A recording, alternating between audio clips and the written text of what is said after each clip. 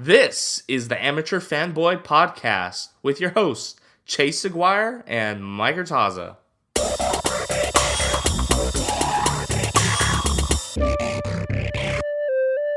Welcome, everybody, to the Amateur Fanboy Podcast interview. Today, we have a very, very special guest. Still glad he's here with us. Pete Zayas from Twitter. You know him as Laker Film Room. He does the Locked On Lakers podcast with Anthony Irwin. Pete, how are you doing? Doing real well, Chase. Thanks for having me on, man. Of course, man. I appreciate you coming on. So, first thing I think we need to go into is, how did Laker Film Room come about? How did you get started doing all these videos and all that?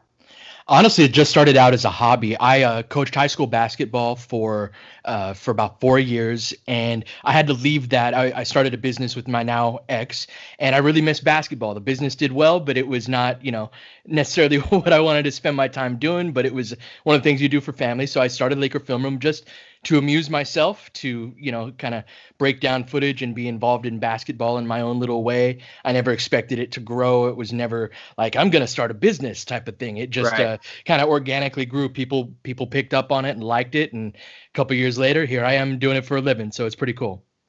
Man, that's an awesome story. Any idea, did you have like any specific ideas that you had when you started, or did it just kind of just went with the flow?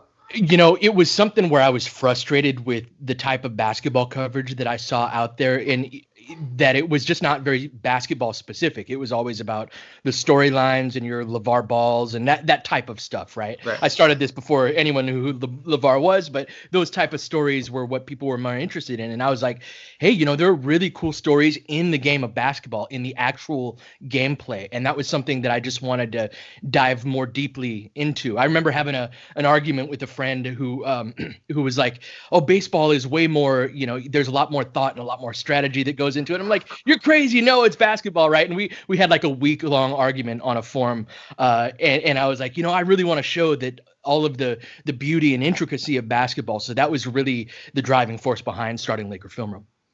Man, that's honestly an incredible story. I really don't know how to go off of that too much, but it sounds like you're really happy where you're at, and obviously I'm not sure if people that have listened to our pod know as I do, because I've listened to the Locked On Lakers and followed you for a while, but your health hadn't been the best, and you just had a couple surgeries. But I just really want to say that before we get into too much, that we really appreciate everything that you do, and so glad that you're still here with us, and that that you're here. Oh, I really appreciate that, Chase. That's I had a health scare almost exactly 2 months ago, where came pretty close to to ending Laker Film Room prematurely, and I'm really glad I made it through as well, and I really appreciate the kind words. It's a dream come true, and I really want to be doing this for the next 40, 50 years.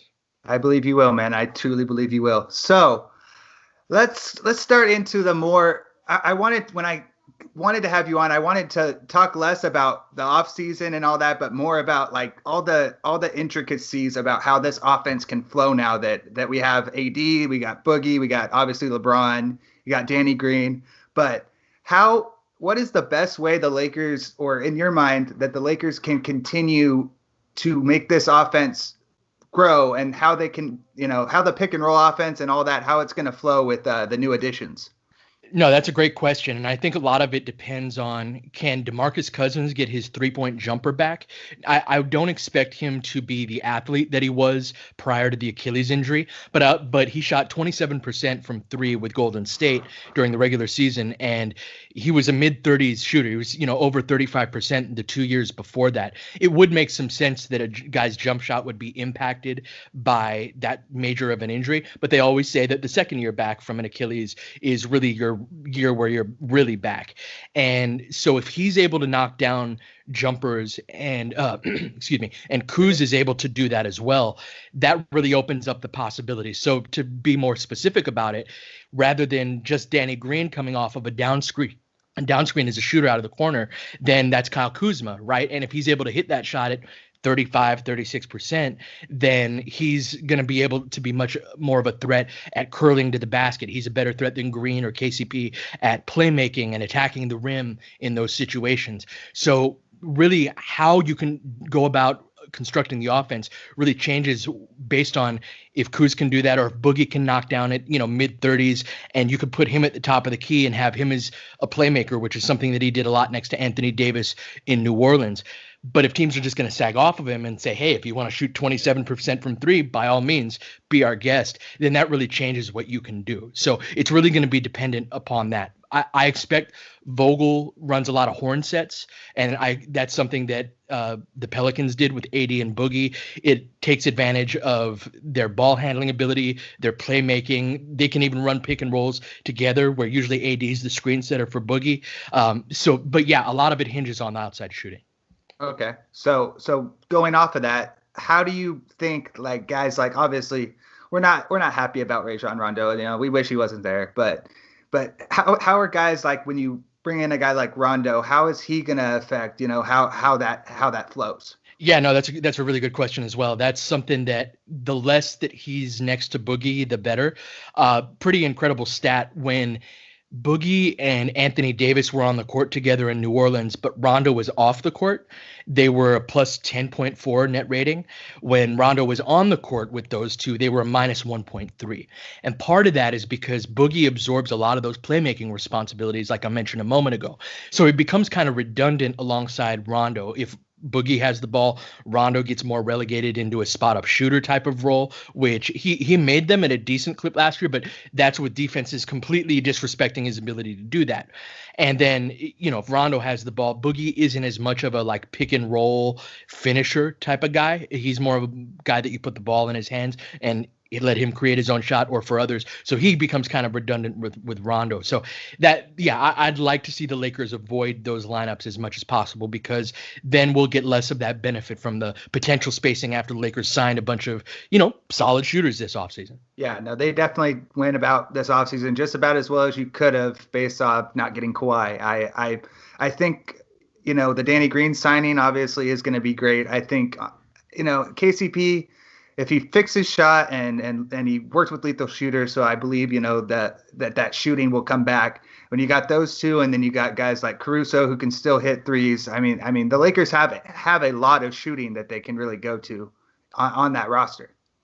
Yeah, no, absolutely. And that's something I'm really excited about this offseason. Like last year, I was like, okay, this is weird, but I guess we'll see how all of these ball handling non-shooters work out. And then we saw how that worked out. Yeah. This is a roster that like makes sense at this point of the year. Like obviously I would have loved to have Kawhi, but it's something that when I look at the construction of the roster, they've got a couple of needs here and there, and who doesn't, but at least the pieces seem to fit together.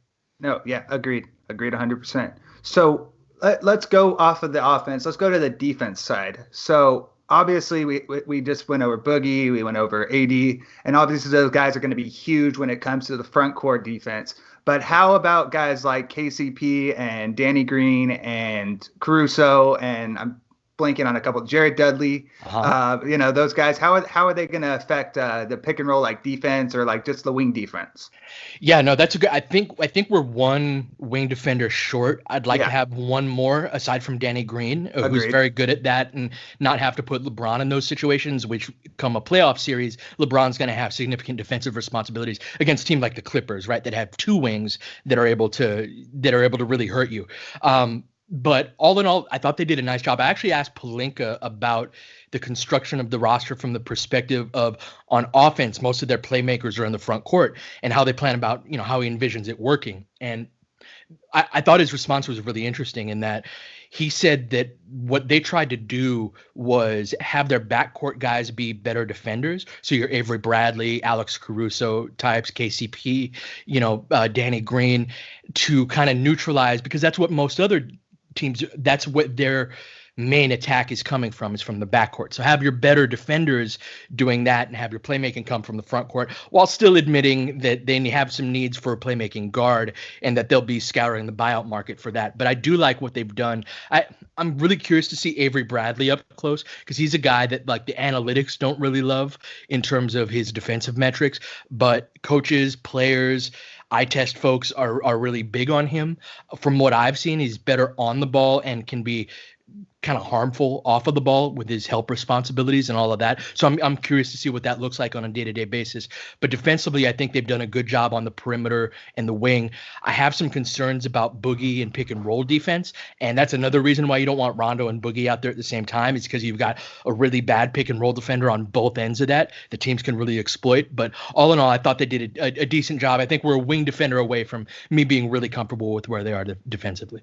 No, I would 100% agree. And obviously, I don't think the Grizzlies are probably going to buy out Andre Iguodala anytime soon. So we're probably going to be sitting here waiting. But if that's what they're waiting for, I'm completely okay with, because I don't know how you feel, but I do believe at some point Memphis is probably going to have to bite the bullet when it comes to buying him out, because that roster, I mean, Memphis is young and they'll be a young, good team, but I think Andre would probably take away from a guy maybe not like John Morant, but like take away from, younger guys on that roster that they're trying to get playing time for. Yeah, and you generally don't want a disgruntled veteran who doesn't want to be there, especially on a team where you look at the Grizzlies long term. They're not trying to win a title this year, right? They're in a rebuilding type of phase. And it's great if you can have veterans teaching Jaren Jackson and John Morant and guys like that on how to be a good pro. But if that vet doesn't want to be there in the first place, that can kind of go in the opposite direction. So I do think that eventually it's going to come down to, can the Grizzlies find a trade package that they like, or they're likely to buy them out. Yeah, I mean, I don't know how many more teams, at least at this point right now, before, maybe the trade deadline hits, really have room for him. But I mean, I guess if they want to try it, they can continue to explore it. It's their prerogative.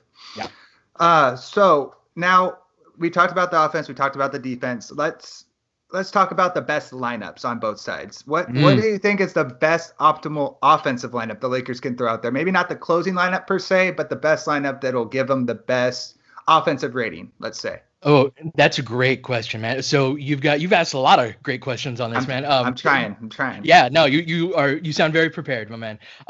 So AD, LeBron, and Danny Green, I actually just released a video on the potential synergy between them, because LeBron and AD put so much pressure on the rim that ideally you want shooters.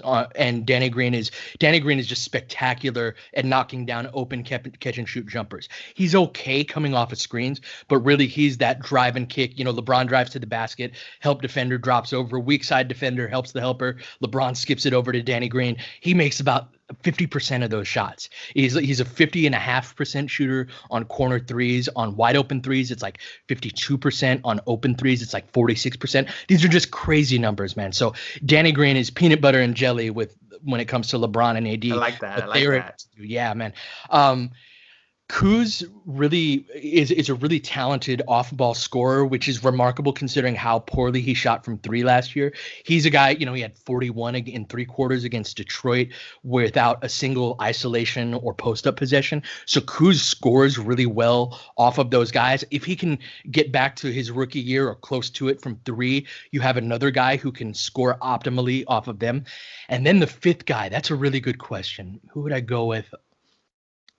I'd probably not say Boogie, even though Boogie has a lot of those shot creation chops. Strictly offensively, I'd probably say Quinn Cook, because Quinn Cook can score off ball screens along with being a remarkable spot up shooter. So if we're strictly talking about the offensive end, I'd go Cook at the 1, Danny Green at the 2, Kuz at the 3, even though they'll call him a 4 because LeBron wants to be called the 3. So Kuz and LeBron at 3-4 with AD at the 5. I think that's the best offensive lineup. Okay, so then now what do you think the best? I mean, obviously, if you have those guys out there, that's the best offensive lineup.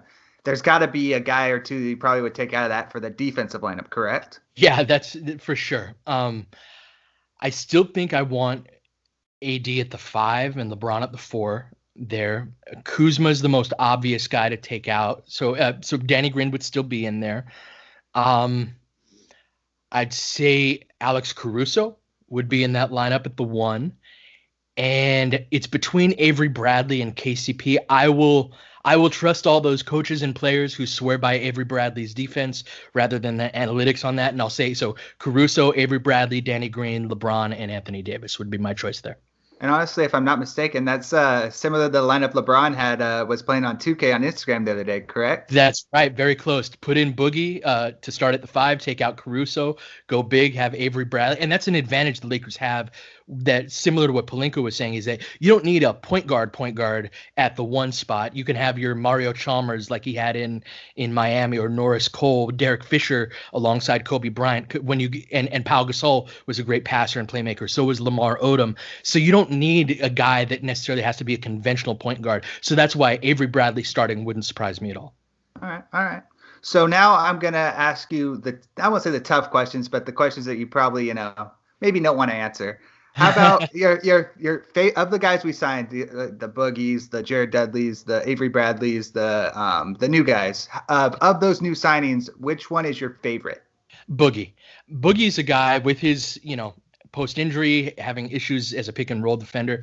That dude's so talented. Bro, we were talking like 2 years ago about him being a max guy potentially that the Lakers could go after. That guy's got so much game. He's big. He's got great ball handling ability.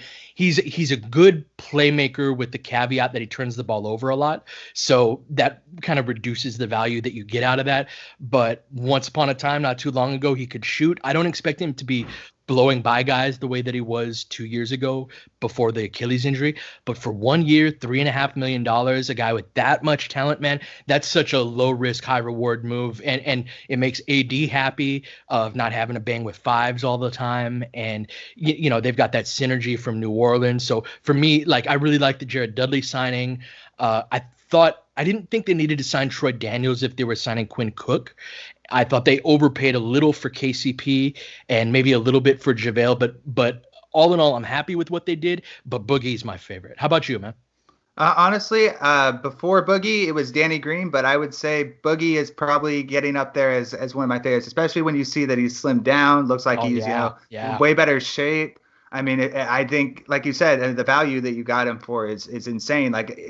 He would literally have to, and I don't want to knock on wood here, I don't want to jinx anything, but he would literally have to blow his Achilles out again for that deal to not be good. Literally 80% of what he was is a win with that deal. Absolutely, man. Absolutely. Super talented guy. And it's, this doesn't always work out, but sometimes you wonder if you can zig when everyone else is zagging, in that if they can make that Boogie, AD, LeBron front court work, who's got the size to deal with that in a league that's so used to switching, so used to scaling down? You've not just have stretch 4s, now you got stretch 5s, and the size of those guys, if they're able to make that work, and with their ball handling and potential shooting ability, they could, then the other teams are going to have a hard time dealing with that collective physicality.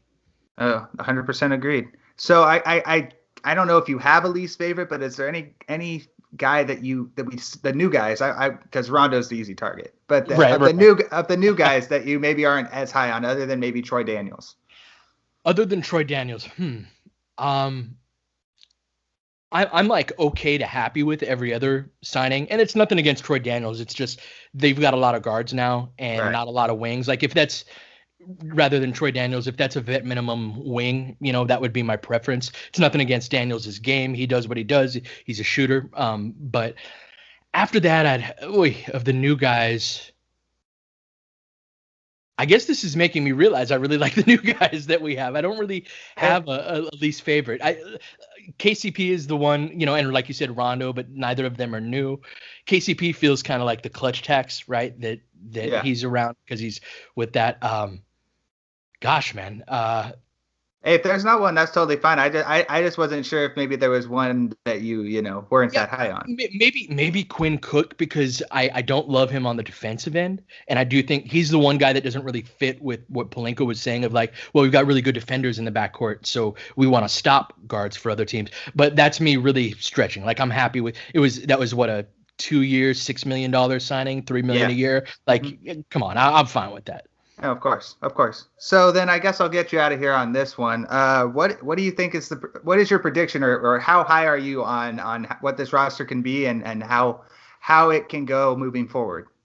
So I think this team is about the 4th or 5th best team in the NBA with the championship ceiling, with the ceiling to be able to get to the top of the mountain. This is a bit of an unusual year in that there isn't a Golden State at the top. There isn't a Miami Heatles trio.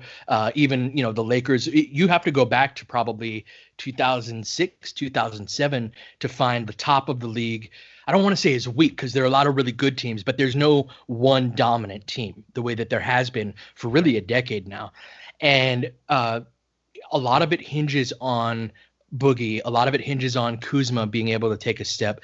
Even a guy like Caruso. Can Caruso be our Fred VanVleet type of player, right?